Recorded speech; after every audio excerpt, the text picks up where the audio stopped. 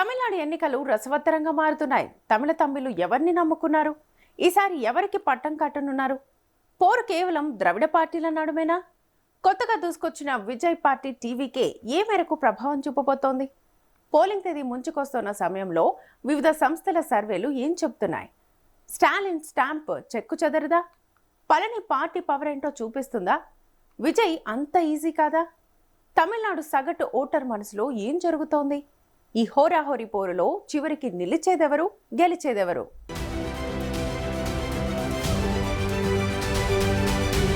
తమిళనాడులో ఈ నెల 23న జరగబోయే అసెంబ్లీ ఎన్నికలపై సర్వత్రా ఉత్కంఠత పెరుగుతుంది. ఈ సందర్భంలోనే ఓటర్ల నాడి ఏంటో తెలుసుకునేందుకు ఎన్నో సంస్థలు సర్వేలు నిర్వహించారు. వీటిలో ప్రముఖ జాతీయ మీడియా సంస్థ ఏబీపీ ఛానల్ తమిళనాడులో నిర్వహించిన సర్వే ఫలితాలు ప్రకటించింది. సర్వే ఫలితాలు ఆశ్చర్యంగా ఉంటున్నాయి. ఈసారి ఎన్నికల్లో బహుముఖ పోటీ అనివార్యమని అందరూ భావిస్తున్నారు. ప్రధానంగా ద్రావిడ పార్టీలకు సినీ హీరో విజయ్ ప్రారంభించిన టీవీకే పార్టీ ప్రభావం ఖచ్చితంగా ఉంటుందని అంటున్నారు. అయితే అది అధికారం అందించేంత కాదని, ద్రావిడ పార్టీలను దెబ్బతీసేంత ప్రభావం అయితే ఉంటుందనే భావిస్తున్నారు. అందుకే విజయ్ ఈసారి ఎన్నికల్లో కింగ్ కాకపోయినా కింగ్ మేకర్ లాగా తన ఉనికిని చాటుకుంటున్నారని అంటున్నారు.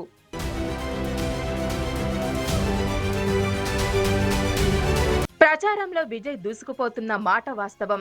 విజయ్ సౌండ్ గట్టిగానే వినిపిస్తుంది. పైగా అభిమానులు ఆకట్టుకోవడానికి ప్రచార సభల్లో పాటలు కూడా పాడుతున్నారు. విజయ్ సభకు యూత్ పోటెత్తుతుంది.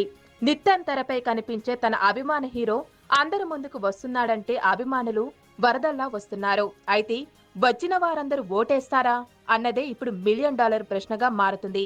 మరొక వైపు అధికార పార్టీ డిఎంకే ప్రచారంలో ధీటుగా ఉంటుంది. తమిళ ప్రజలకు ఉచిత వరాలు గుప్పిస్తున్నారు. తాము అధికారంలోకి వస్తే ఆంధ్ర, తమిళనాడు, కర్ణాటక రాష్ట్రాల్లాగా మహిళలకు ఉచిత ఆర్టీసీ బస్సు ప్రయాణ సౌకర్యం కల్పిస్తామంటున్నారు. టోల్గేట్లు ఎత్తేస్తామని, పెట్రోల్ ధరలు తగ్గిస్తామని ఇలా ఆకర్షణీయ హామీలు వండిస్తున్నారు. అన్నా డిఎంకే మాత్రం తగ్గకుండా పోటీలో నేనున్నా అంటుంది. ప్రభుత్వ వ్యతిరేక ఓట్లు తమకు గంపగుత్తుగా పడతాయని గంపడెంత ఆశలు పెట్టుకుంది. మాజీ ముఖ్యమంత్రి జయలలిత వారసత్వానికి వచ్చిన పార్టీగా ప్రజల్లో దూసుకెళ్తుంది.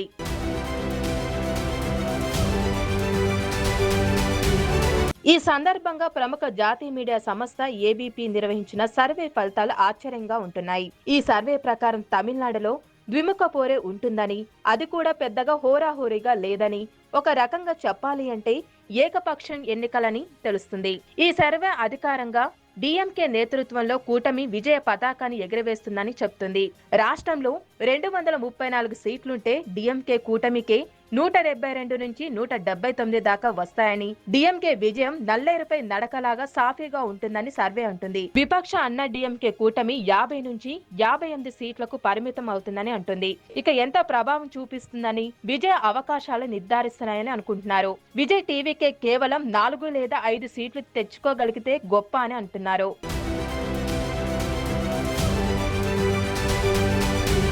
అలాగే మరో సంస్థ నిర్వహించిన లోక్పోల్ సర్వేలో కూడా డిఎంకేదే ఘన విజయమని తెలిసింది. డిఎంకే కూటమి 40.1% ఓట్ల వాటాతో మొత్తం 234 స్థానాలకు గాను 181 నుంచి 189 సీట్లు దక్కించుకుంటుందని అంచనా వేస్తుంది. మార్చి 1 నుంచి ఏప్రిల్ 1 దాకా ఈ సర్వేలో నిర్వహించారు. ప్రధాన ప్రతిపక్షం అన్నా డిఎంకే కూటమి 29% ఓట్ల వాటాతో 38 నుంచి 42 సీట్లు కైవసం చేసుకుంటుందని చెప్తుంది.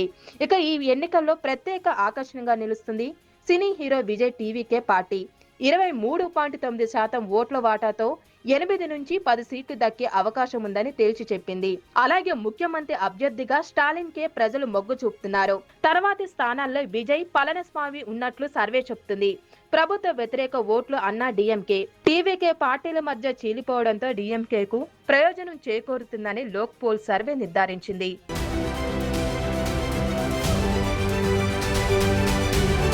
సర్వేలని నిజం కావాలని ఎక్కడా రూల్ లేదు.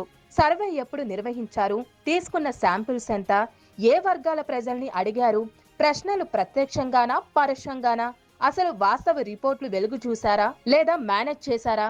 సర్వేపై ఇన్ని అనుమానాలు తలెత్తుతూ ఉంటాయి. పైగా సర్వే నాటి పరిస్థితులు, పోలింగ్ నాటి పరిస్థితులతో చాలా వ్యత్యాసం ఉంటుంది. సర్వే నిర్వాహకుల నిబద్ధత కూడా ప్రధాన అంశంగా ఉంటుంది. అలాగని సర్వేను పూర్తిగా కొట్టి పారేయలేము కూడా. తాజా తమిళనాడులో జరిపిన సర్వేలు మాత్రం అధికారికంగా డిఎంకే పార్టీ మళ్లీ విజయమని చెప్తున్నారు. అన్నా డిఎంకే గట్టి పోటీనిస్తుందని అంటున్నారు.